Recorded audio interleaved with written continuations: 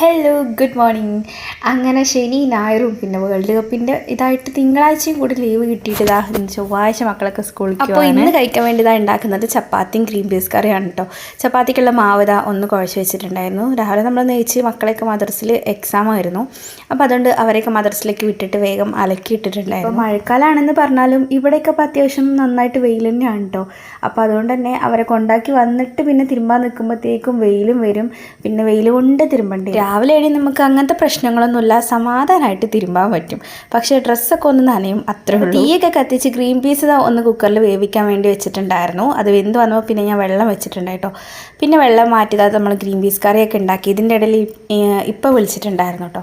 അപ്പോൾ അങ്ങനെ ഇപ്പാനോട് സംസാരിച്ചിട്ട് അങ്ങനെ കറി ഉണ്ടാക്കി. അപ്പോൾ അത് വീഡിയോ എടുക്കാൻ കിട്ടിയില്ല. നമ്മൾ ഗ്രീൻ പീസ് കറിക്ക് അത്യാവശ്യം നന്നായിട്ട് തിക്നെസ് കിട്ടാനും നല്ല ടേസ്റ്റ് ഉണ്ടാവാനും വേണ്ടിയിട്ട് വേവിച്ച ഗ്രീൻ പീസും പിന്നെ നമ്മൾ വാട്ടിയിട്ടുള്ള ഒരു മസാലയും തേങ്ങയും കൂടി മിക്സ് ചെയ്തിട്ട് നന്നായിട്ടൊന്ന് അരച്ചെടുക്കുന്നുണ്ട്.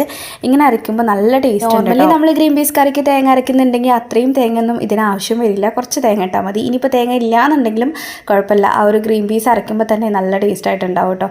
അങ്ങനെ കറിയൊക്കെ ആയി, കറി വാങ്ങി വെച്ചു. ഇനിയിപ്പോൾ അടുത്ത പണി ചപ്പാത്തി ചൂടലാണ്. അപ്പോൾ അങ്ങനെ നേരെ കല്ലും വെച്ചിട്ടുണ്ട്. ഞാൻ ആദ്യമൊക്കെ ചപ്പാത്തി പരത്തി കഴിഞ്ഞിട്ട് പിന്നെയാണ് കേട്ടോ ചൂടാൻ നിൽക്കാറുള്ളത്.